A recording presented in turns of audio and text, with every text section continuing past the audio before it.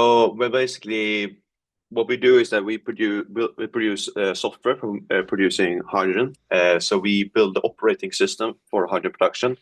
So we have applying, for example, already running hardware to lower their cost for hydrogen production, or we, for example, do product development where we install the software on potential future sites.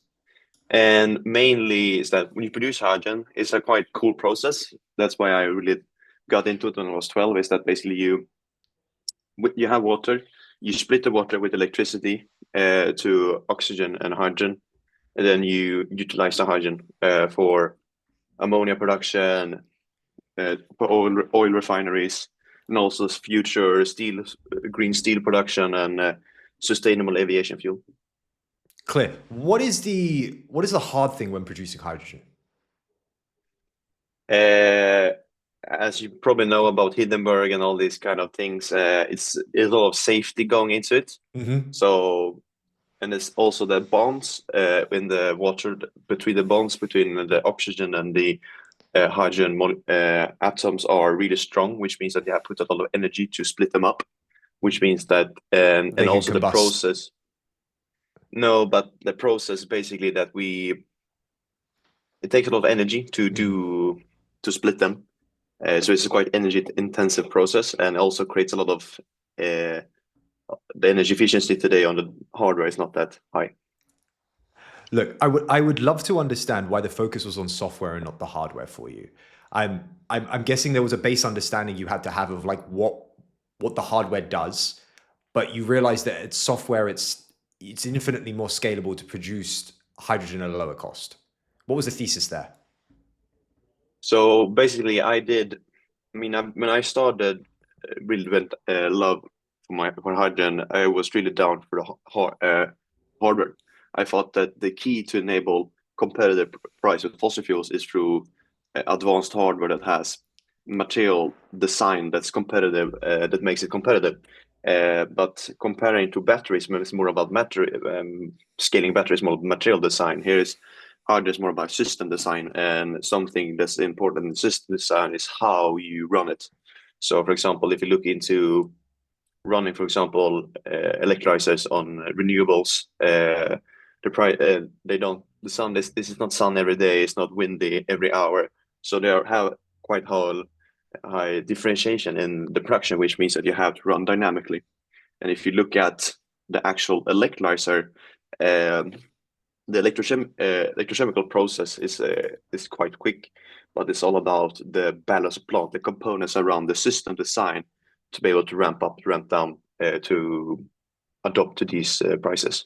And so I'm guessing the bit that you figured out here is the AI optimization of that dynamic, like that existing electrolysis system. So yeah, so basically what we had done is that we had taken all this kind of parameters from the whole system. So we look at the Hmm. electricity price, look at how the electrolyzer performance, everything, and then we use that through our software to find like the most optimal production parameters. Can I ask why? Go back all the way to the beginning about all of this. Your love for hydrogen started at the age of 12 or 14, right? Yeah, 12. What was it about hydrogen, or was it fossil fuels that really started spurring the mind around? I want to commit my life to this. I will say it was mainly on the climate change stuff. I want to Right. do an impact, making a change in the world. And then, of course, I started developing some like technologies for making battery cars have higher efficiency. But Did it that wasn't work? something from me. Yeah, the cool thing was that professor I presented this to me said that it's not gonna work. You should come back to me when you have a degree. But the thing is, in some of the cars today, they actually utilize that technology, which is quite cool. But Tell me you painted it. yeah, exactly. No, but I find out like some years ago that there was someone that came up with that before, so it wasn't that innovative in a sense that someone else did it. But the idea that when I was 12, I came up with the idea that someone and it's more than a competitor with that sense. But mainly like the climate stuff, making a change, and then hydrogen was really cool. Like you can't create energy, but convert creating energy from water was really cool. What was the big breakthrough for you where you realized it was in the software? It was And how many years ago was that? yeah. So I think the breakthrough was like 2 years ago. Hmm. uh, I started developing idea for building some kind of software-based idea, because to adopt to my electric hardware, I saw that okay, I have this really cool hardware that's gonna do some mad changes, but if I apply some software on this, it's gonna do a bigger impact.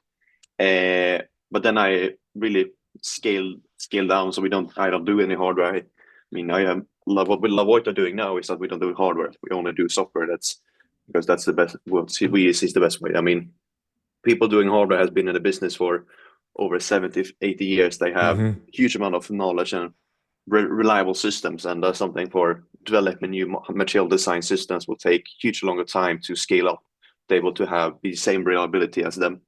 And then on software, on the other hand, of course, the potential way to scale and to cut cost quicker than doing it hardware was something that was really cool. That really got me into the software more specifically. But then I've been programming since I was like 13 something, I was making like websites as a side hustle to be able to finance my hardware research.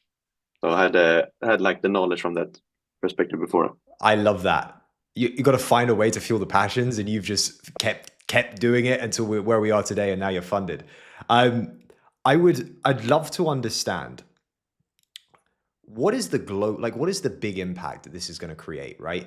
There is obviously cheaper electricity is great. You know, if we have it on a renewable energy that we consistently produce, even better, and it's sustainable. Did you do the math in your head and figure out like, oh my God, this is going to change the world? Yeah, so you can see it like if you look at the future of energy, you look into these sectors that we have electricity in a sense that you can use battery cars for transportation, you can use renewables to exchange coal and natural gas. But there are some industries where there's actually using the fossil fuels in the process, such as Hmm. process industries where, for example, ammonia and uh, steel production, where you can't really change them through utilizing electricity. You have to use electricity to produce something else that you can use in the process. And so that's like one of the main things, that the nature of some process industries in the world can't be uh, decarbonized just through electricity. You have to have the molecule in the process, and the molecule have to be green. And then there's also, which is, for example, ammonia, which use hydrogen, which is one of the biggest hydrogen users in today's area. And then there's basically steel production for converting steel production when you use coal to take out the oxygen for the iron ore. Then we use hydrogen instead, so we only create water instead of carbon dioxide. And then you have, for example, sustainable aviation fuel and all this kind of alternative fuels when you basically use, because fossil fuels are carbon and hydrogen. They're carbohydrates. So they have the hydrogen inside it. So basically what we can do is that you can take biogenic CO2 or carbon source, combine that with hydrogen, and you can basically create these fossil fuels such as sustainable aviation fuel for airplanes, or for e-methanol, for example, for ships, and for methanol usage in the industry. What's the long-term goal here, man? It's like obviously change the world. We're going to solve the climate problem as well while we're at it. But for you, what's the big picture here? I mean, that's my personal goal as well. For that's a part of it, and I mean, I'm always gonna push what we do. I think we like now we focus a lot of the building the software and the Hmm. operating system, but we love to build, of course, use the software to build hydrogen production, utilize that in the hydrogen production. So for producing hydrogen, so we have like our goal is to be the largest producer of hydrogen by 2030, and then moving forward, we want to go in more into like a deeper way in the hydrogen area, and more building more ecosystem wise. What does that look like, that ecosystem long term? Is it building out relevant partners that can use the software and use the hardware together, and so it's more cohesive? Do you then optimize that with more software and then consistently are able to just you have an agent just running it all? So, I mean, what the software we build is not. I mean, when you say AI, is quite a good buzzword. I mean, AI. Most people think that AIs are LLMs, but like our AI are more your standard machine learning stuff, and then we of course have some LLMs as well, but that's not like the main stuff here. But mainly it's about efficiency. I love efficiency, doing stuff more effective, and I hate wasting time on stuff that I don't like and this kind of thing. So I think like I want to pursue to create higher efficiency in the world and to effectivize the energy business. That's like our long term goal. When we're thinking about energy long term, obviously we have a huge reliance on fossil fuels at the moment. We want to move over to renewables. Hydrogen is obviously a gigantic player that we're completely underutilized at this point in time. Do you think it becomes a sustainable source of energy long term? And the thing is, hydrogen is like a second type of energy in the sense that you have Right. to have the renewables first. So you have to have the solar, the wind, or the SMRs and nuclear.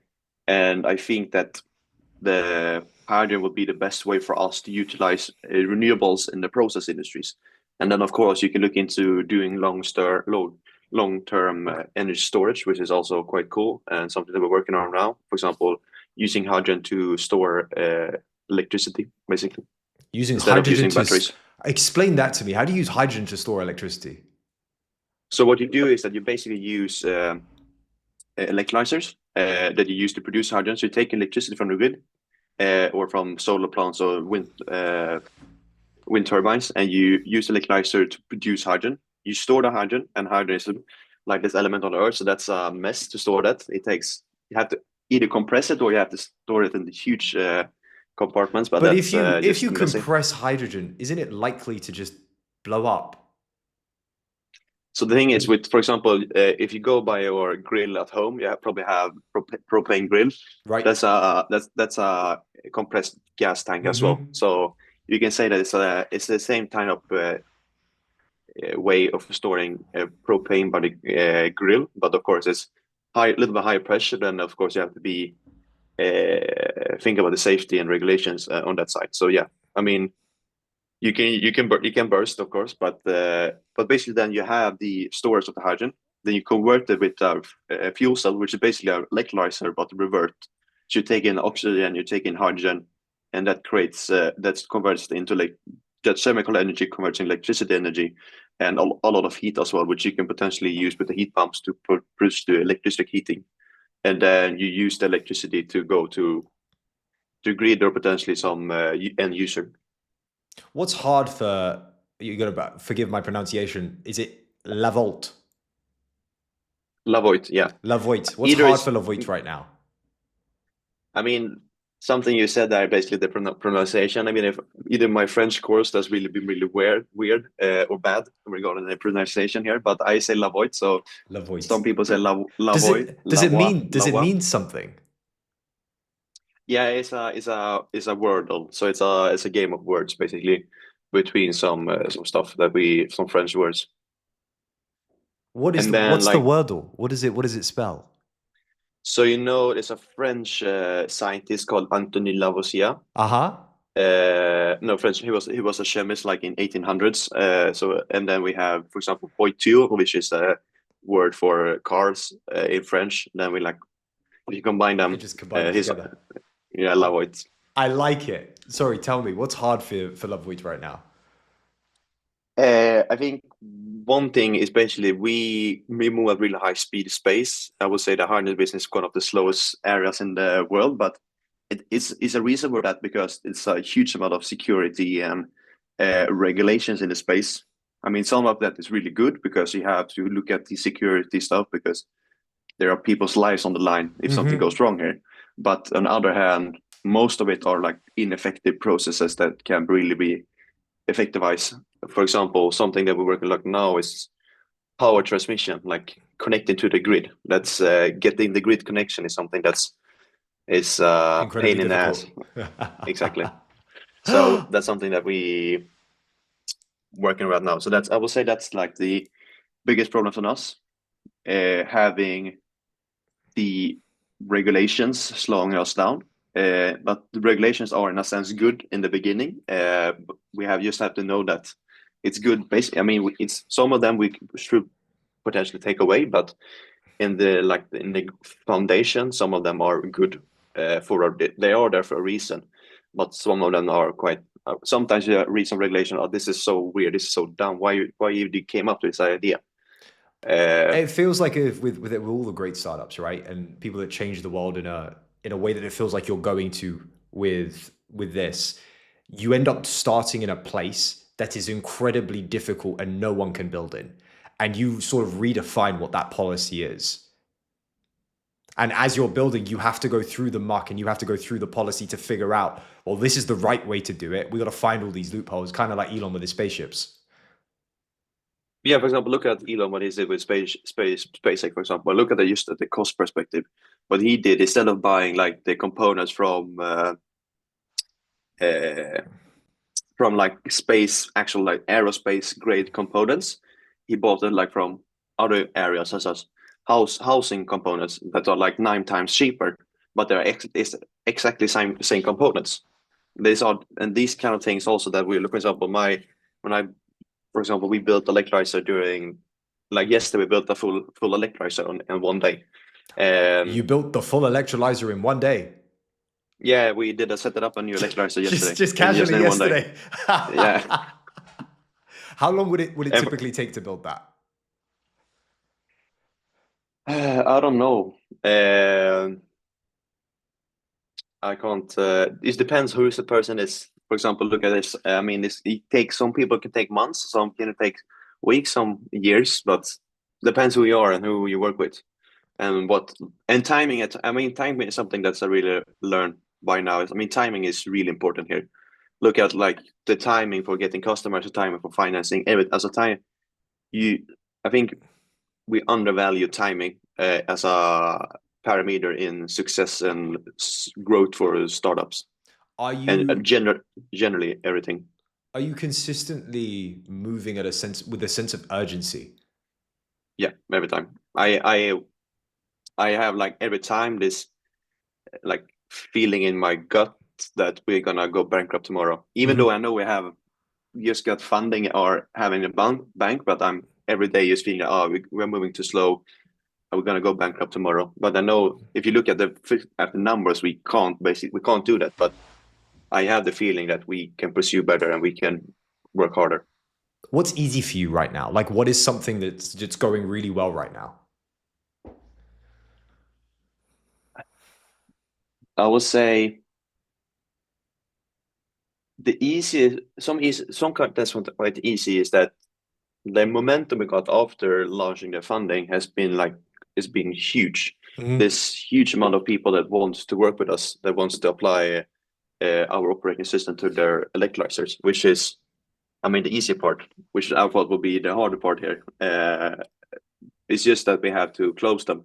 So the easiest part is to get to the initial conversation, signing an NDA, but then pursuing to the actual partnership, actual applying, setting up the system, setting up the modbus on the site, and setting up all the stuff. That's the that's the hard stuff coming up, but it's gonna be easy for us. How big was the round? Do you mind me asking? So we did. I mean, it's public numbers, but we did 1.2 million euros. 1.2 million euros got the gong out for you. I love it. Like, we know it's just that capital is just a means to the end. It allows you to go and do the mission, and we're super happy that you're able to do that. Yeah, thank you. Look, last question before we let you go, because you've obviously got to go change the world. We love to ask the founders on the show, like, who's on your Mount Rushmore of founders from all time? For you, who are they? I mean, you got the big guys. It's like the most general No, but I want to answer know from my. yours. I want to know yours. I'm, Like, of but course. I'm gonna say that. I mean, I read the books, biographies of all like the big guys, and I think that that's the best. I mean, look, Steve Jobs is one guy, but the thing is, I thought what he did with Apple was really cool, and then I read his biography like last year, and I oh shit, this guy is tough. He's not a nice guy. And then I was like, I don't really like Steve Jobs. And same with Elon Musk, for example. Like I read when the biography come out. Did it came out last year? Yeah, I think so. Yep, with Walter Isaacson. Yeah, exactly. And I was like, the mission with Elon is really cool, and the book was really cool to learn about what he's doing. But now he's gone into politics and all this stuff. Then that side kind of the same with like that's something like with the two guys here, for example, Steve and Elon. Okay, they're really cool that they're having this mission driven stuff, having this mission and what they've pursued, but the way they behave and they think is not that. That's maybe on the downside. I would say those are quite cool guys that I think are cool. And then then what's it name? Yeah, I was saying I would have thought keep them to the mountain. a Tesla would have been up there for you, a Nikolai Tesla. I mean, I don't compare myself so much with like historical people. I like compare with the guys that have done a great impact at our daily life now and what's happening today. But then, of course, Thomas Edison, he's done a great big impact, and all these guys and before has been mad as well. Nils, this has been a pleasure. I'm not going to keep you any longer because you've got to go change the world. Thanks so much for the time. I'll see you soon. Thank you. See you. Bye bye. Ciao.